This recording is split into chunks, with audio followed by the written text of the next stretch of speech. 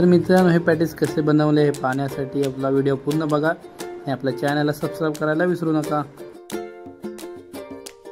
तर मित्रांनो, पॅटीस बनवण्यासाठी सगळ्यात आधी आपल्याला उकडलेले बटाटे घ्यायचे आहेत आणि त्यांना व्यवस्थित स्मॅश करून घ्यायचं आहे। त्यानंतर आपल्याला एक पातेलं घ्यायचं आहे, त्याच्यामध्ये तेल टाकून कढीपत्ता टाकायचा आहे, त्यानंतर थोडीशी मोहरी टाकायची, थोडीशी मिक्सरला लावले, हे सगळं आपण आता व्यवस्थित ढवळून घेऊया। त्यानंतर आपण त्याच्यामध्ये हळद टाकू आणि सोबत फ्रेश कोथिंबीर टाकून घेऊ आणि थोडं चवीनुसार मीठ आणि आता हे सगळं व्यवस्थित ढवळून घेऊया पुन्हा।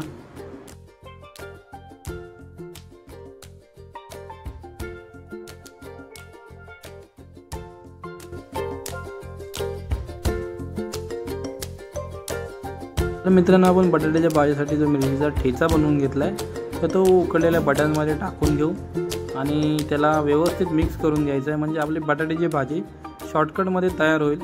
आता आपण हे बटाटे आणि ठेचा एकजीव होईपर्यंत त्याला चांगले मिक्स करून घेऊया।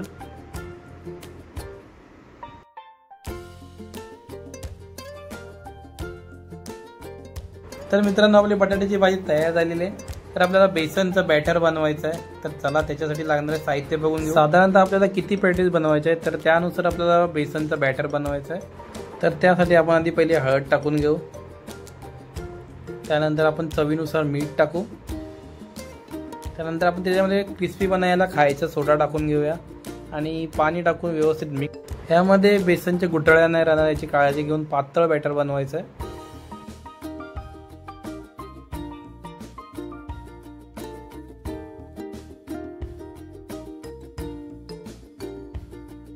तर मित्रांनो, आता पुढची स्टेप म्हणजे आपल्याला फ्रेश ब्रेड घ्यायचे आहेत आणि त्याला ट्रायंगल शेपमध्ये कट करायचं आहे आणि कट करताना त्याला समान 2 भागामध्ये डिवाइड करायचं आहे।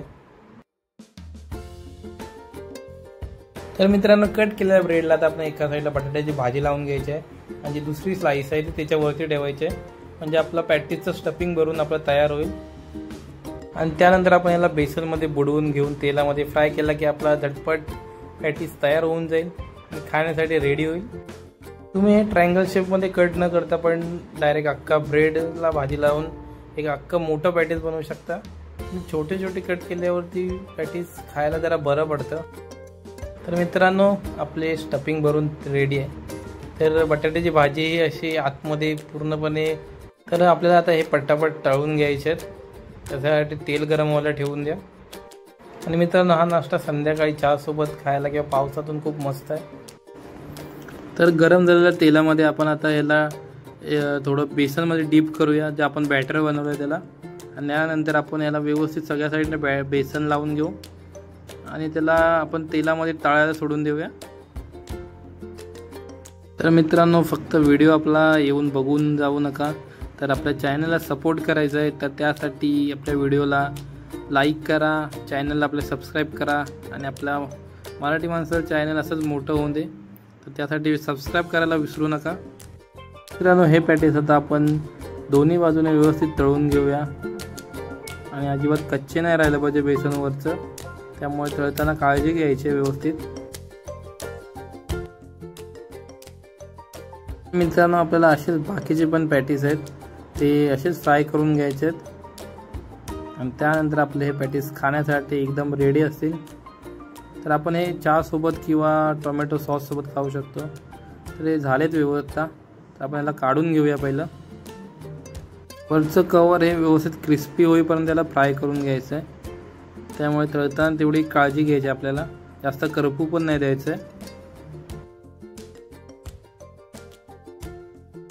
तर मित्रांनो, हे पॅटीस कसे बनवले तुम्हाला आवडले असेल तर आपल्या चॅनलला नक्की सबस्क्राईब करा आणि व्हिडिओला लाईक करा।